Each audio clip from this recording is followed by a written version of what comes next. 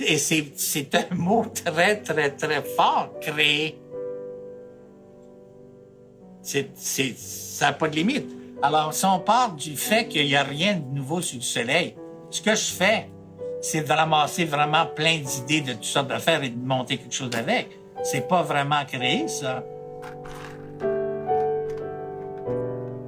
On a perdu une belle, belle personne. Un très grand chef d'orchestre. J'appelle ça un chef d'orchestre dans son milieu. Et il était respecté de tous aussi.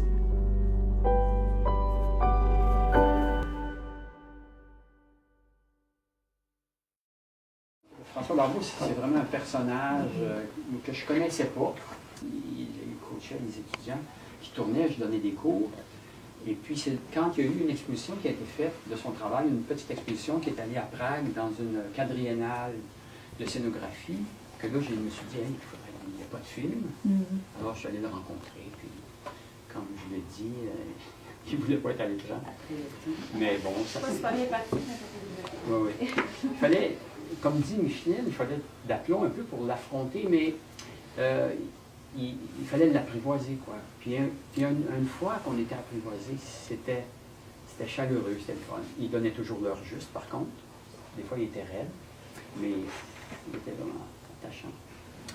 Mais il est décédé subitement? Ah oui, alors là, il m'a surpris. La veille, il était à son atelier. Puis toi, tu étais là. Tu étais là pour la veille avec lui? Non, la veille, je n'étais pas là. Moi, je l'avais vu à peu près une semaine, comme je le dis, à peu près une semaine avant. Il était, bon, il faisait du diabète, il se déplaçait, mais il était relativement en forme. On ne pouvait pas penser, là. Il n'était pas malade, si on peut dire. Il travaillait la veille. Il a été trouvé mort dans son lit le matin. Dans son sommeil. Ouais. Okay. C'est une belle mort. Oui. Comme dit Amélie, qui est la tailleuse, la coupeuse qui travaillait avec lui, elle dit qu'il n'aurait pas toléré de mourir autrement. Il était... Peut-être sans souffrir. Le diabète enlève la sensation. En tout cas, c'est ça. C'était très subi. Et moi, je me proposais de faire une longue entrevue avec lui. Dans les semaines qui suivaient, là, je me dis, je vais préparer quelque chose. Et on avait la Marat du choix. Il a réalisé 705 productions de costumes, donc des milliers de costumes. Et je voulais en prendre quelques productions et lui demander, faire parler en partant de certaines productions. Et puis parler de l'ensemble de sa carrière et tout. Puis, voilà. Ses compagnies. Heureusement, je l'avais filmé dans son atelier. Vous avez une bonne idée? Oui, c'est quand même... tu es là dans l'atelier, puis on le voit parler, on l'entend, donc on a sa voix. Ça. Oui. Oui. Et c'est ça qu'on a ramené autant d'archives aussi pour montrer la diversité, puis une partie du ballet aussi. Dans les pièces de théâtre, ils doivent conserver les photos des personnages. Ça peut pallier pour... Oui. Et je me suis aperçu au montage, avec la monteuse, on s'est dit on va montrer ces costumes. On s'est aperçu assez rapidement que si on voulait montrer les costumes, c'était pas une bonne idée de montrer des extraits de pièces ou des extraits de films. Quand ça bouge, on ne regarde plus les costumes. Alors, je me suis dit, OK, on va dans les photos. Et puis oui, au théâtre, mais il n'y en a pas toujours tant que ça. Comme l'exemple de Guy Tauvette qui raconte là, dans le balcon. J'ai trouvé cette photo-là, c'est la seule qu'on a trouvée. Au Théâtre du Nouveau Monde, il y a toujours des photos. Oui, on les devrait peut-être moins. Oui, mais par exemple, lorsque Benoît Brière raconte le truc dans Le Bourgeois Gentilhomme, mais c'était pas un personnage principal, c'était un valet qui arrivait au troisième acte, quelque chose comme ça. Donc là, les photos... On a trouvé cette fameuse photo du chapeau, là. On l'a cherché. On a trouvé une photo parce qu'il y avait des photos, mais des rôles principaux, des scènes importantes de la pièce. Mais là, c'était difficile. Mais bon, on a trouvé une. Ça, c'est le fun ici. Mais c'est pas moi qui faisais cette recherche-là.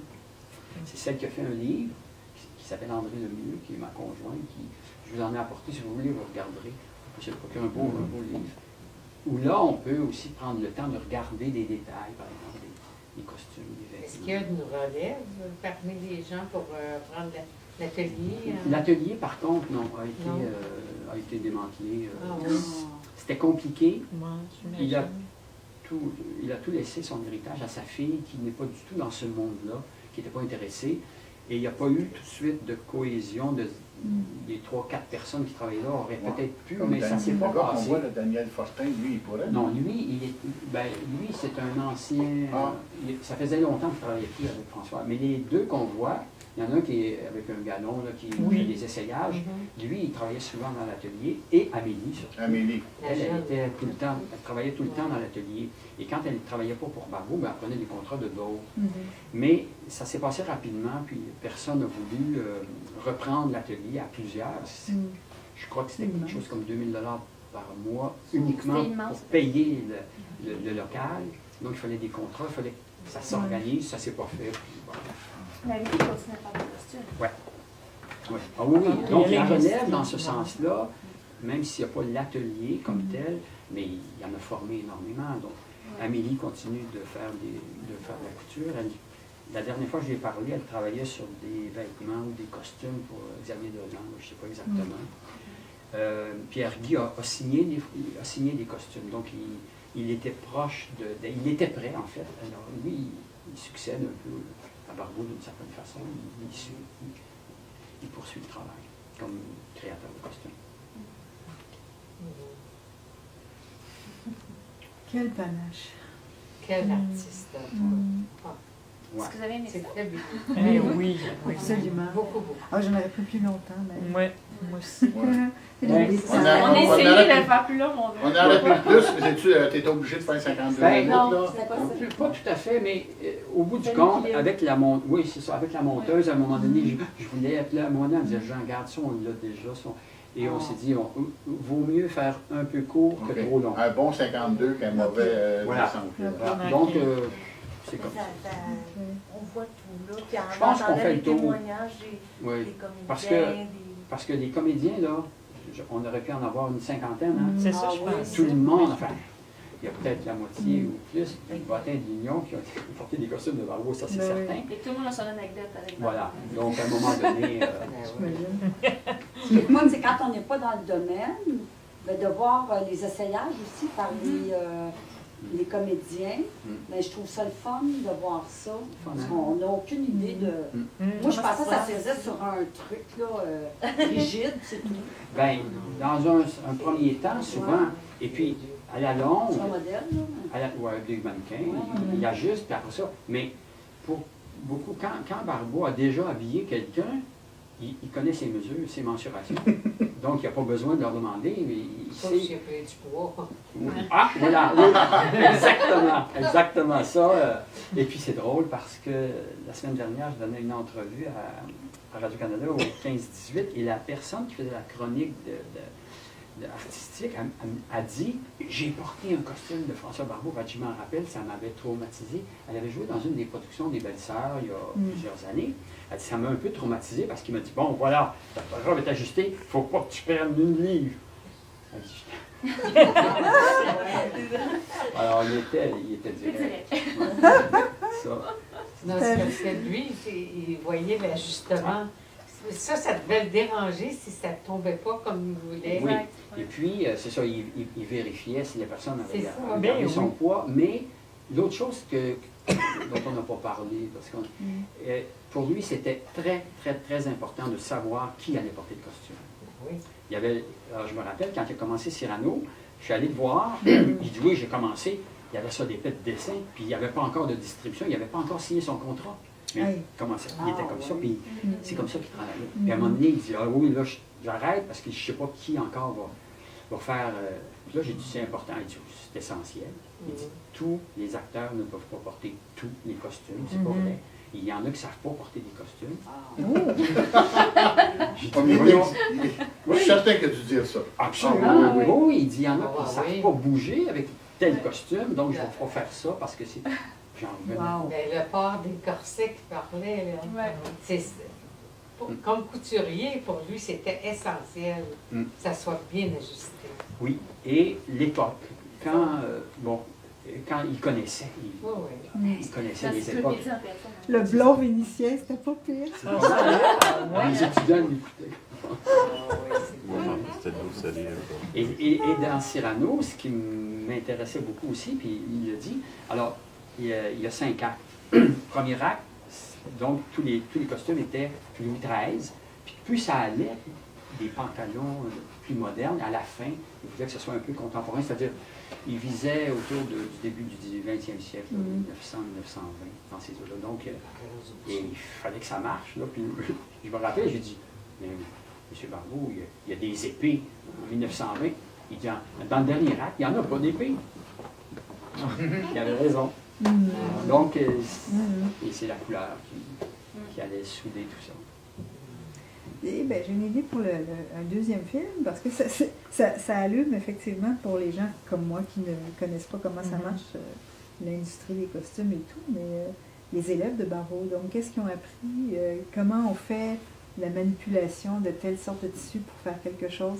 En tout cas, c'est très, très, très intéressant. Ça serait le fun de pouvoir connaître plus. Ben, ouais, ça serait un autre. Mais je vais vous raconter quelque chose par rapport à ça. J'en ai connu un petit peu, André aussi, la conjointe qui a fait le livre. On a rencontré des anciens étudiants, des étudiantes, puis il poussait les étudiants. Pas à faire comme lui, mais à aller dans ce qu'ils étaient, dans comment ils étaient. Il les faisait travailler en fonction de leur âme, de leur imaginaire. Et puis, il pouvait être dur, recommence, et puis... Et il y en a qui n'embarquaient pas, qui n'étaient pas capables.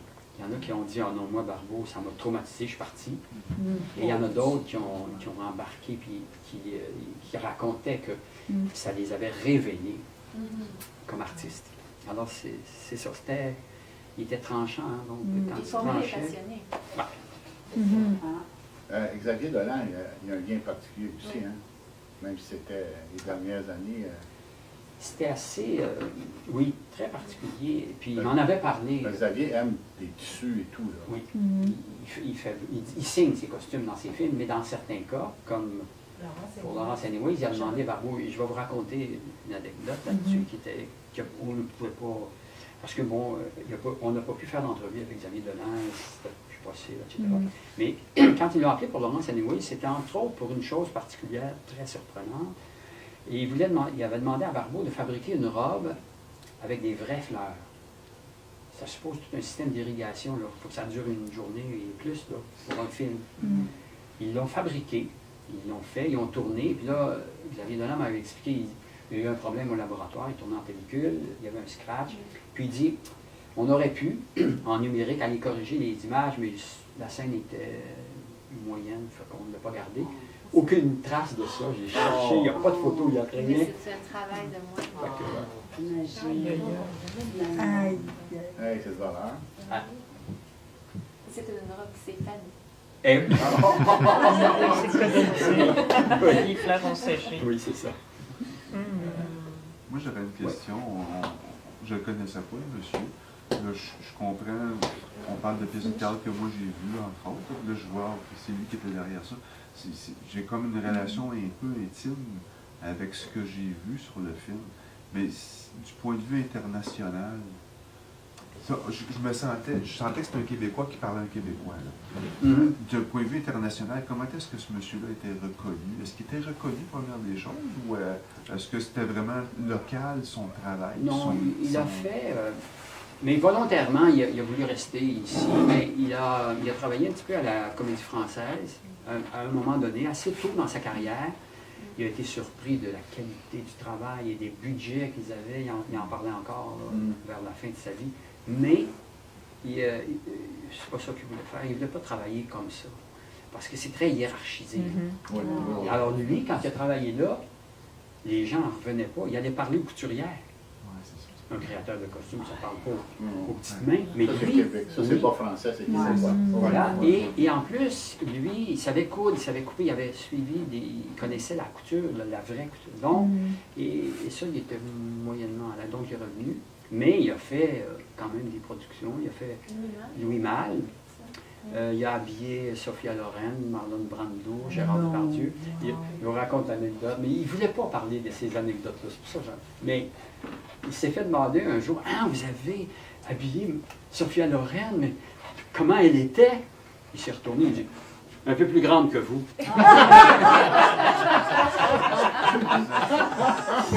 C'est sa préoccupation. Ouais, lui, ah non, ça, c'était vraiment pour lui. Il ne fallait pas aborder ça. Il n'en parlait pas. Il n'était pas dans le patinage, hein? Ah non. Il n'allait jamais aux premières. Ouais. Il n'allait jamais voir. Jamais. Surtout dans les dernières années, au début sans doute, mais non, depuis Il a longtemps. pas cherché ses prix. Vous avez vu, on a cherché, il n'allait pas chercher ses prix. En tout cas, je dirais dans les 20 dernières années, il n'allait plus aux premières, il n'allait pas chercher ses prix. Et il y a eu en 2000, je ne sais plus en quelle année, au début du 21e, en tout cas, on a fait un hommage au masque, la cérémonie des masques. Ah oui, On avait fait un hommage à François Barbeau. Et un truc en 10 minutes avec plein de photos, des images sur scène. C'est Catherine Bégin qui parle de lui. Et quand tout ça est fini, les lumières s'allument, le rideau s'ouvre. Il y a M. Barbeau qui s'emmène en avant avec une espèce de trophée. Il salue bizarre. Pas un mot. Ah ouais. Ah non, c'est tout ce qu'il pouvait faire. Alors, non, Ben, un de ses aides, là, celui qui disait justement que c'était un monsieur très gêné, mais qui avait une offrande. Oui. Ça, c'est ce monsieur Vincent Le tailleur? Pastena, oui, un tailleur qui a presque toujours travaillé avec Barbeau depuis très longtemps, ça fait 30 ou 40 ans. Il était tellement ému. Je comprends. À la mort de monsieur. Ouais, il est venu voir le film et il était encore tout ému. C'était comme quasiment deux frères. C'était très. Ils se parlaient presque pas. Puis ils se devinaient. C'était beau les voir aller. Ça aussi, ouais. Alors lui, il était tailleur pour les hommes plus et Amélie, elle faisait pour les femmes. Ça. Puis M. Pastena avait son atelier un peu plus haut dans le même édifice. Fait qu'il se parlait, il descendait, il venait aux essayages. Puis, Très beau. Voilà. Merci. Merci. Mais ça s'est fait. Alors, ça s'est fait avec Stéphanie, parce que si elle n'avait pas été là, j'avais abandonné souvent. Puis la monteuse qui a fait un travail. Au début du film, hein, tu n'avais pas de sous au départ. Hein? Ah non, tu n'avais rien. On n'avait rien. Fait qu'on a commencé pareil en se disant on y va. Bénévolement pendant 2 ans. Parce que tu sais, des gars comme ça, à 80, tu dis on ne va pas attendre trop. Et vous avez d'ailleurs. J'ai presque attendu trop. Il avait 80. Ouais, il est décédé à 80. Ben, il me paraît plus jeune, je trouvais. Moi, je trouvais pas. Non, je ne pas. Donc, c'est vraiment un travail d'équipe. Moi, je travaille comme ça, j'aime ça comme ça. Philippe Lavalette, qui a fait la caméra, la musique, Robert Marcel, c'était bon. Bon. En fait, Lavalette, c'était le caméraman? Oui. Un des caméramans, il y avait aussi une jeune fille. Oui, qui a aidé. Puis des fois, j'étais tout seul, puis j'étais allé pareil. C'est moins bon, mais c'est comme ça. C'est un métier. Hein. Moi, j'ai pas vu de différence. Merci. Non, c'est vrai. Si je vous le montrais, vous le verriez, mais je vous le montre. Peut-être. Ça va être diffusé le 21 mai à Télé-Québec. Ça va en primaire. On a votre présence. Votre présence aussi. À l'écran, c'est le ça passe quand même. Oui, c'est vrai. Ça va être diffusé pour dans le cadre de la semaine du théâtre. C'est ça, ouais, le festival Transamérique. Ouais. Donc, c'est dans ces eaux-là. Là, il va être présenté à ce moment-là. C'est une prochaine, on s'en va au Québec, le président Québec. OK. Je souhaite longue vie à votre film. Oui. Parlez-en. Oui, c'est ça qu'on veut. absolument. Je vais vous montrer. Hier, dans la presse, il y avait un article. Hier, dans la presse, il y avait un article, puis c'était des vrais mots. C'est dans le Devoir aussi. Ce matin, dans le Devoir de Montréal. Ah oui? Oui. Puis, moi, j'ai mentionné à Jean un extrait de Xavier Dolan qui parle. Ça, c'est au moment où il reçoit un prix. Mais moi, en tant que journaliste à Cannes, j'étais dans la salle des journalistes. Et là, il a aussi fait une sortie. On aurait peut-être l'audio de ça, mais je ne pense pas que c'est jamais filmé. Et là aussi, ce qui était international, en tout cas, grâce à Xavier, c'est des journalistes du monde entier, Xavier a fait une sortie là, aussi émotive que ce que vous avez entendu. Il leur a dit, là. Lui, ils avaient vu mon film à la fin, hein, dédicace, là, il leur a dit François Barbeau. Et en tout cas, je peux vous dire que Xavier a servi de tremplin, je ne sais pas quel mot, pour s'assurer que le nom serait maintenant connu. Alors, là, il y a un livre à nous montrer. Ben voilà, vous pouvez acheter un coup d'œil, c'est fun parce que on voit les détails. Puis quand André avait fait l'exposition à l'Université de Montréal en 2014, 2016, je ne sais plus, il y avait des costumes de Barbeau, puis François Barbeau a dit on les met là, puis les gens pourront les toucher. C'était extraordinaire. Les gens arrivaient, ils ne savaient pas trop, puis ils touchaient les tissus, c'était vraiment fun. Fait que ça donne un petit peu l'impression. Mais j'espère que le Musée de la Civilisation va nous montrer ça. En tout cas, moi c'est sûr que j'y vais, là, dès que c'est annoncé, l'exposition. C'est dans quelques années. Oui, évidemment, il doit. Oui, oui. Moi, j'ai un peu de monnaie, si vous avez un peu. Seulement en voyant Homme de l'ombre, ça dit vraiment ce qu'il est.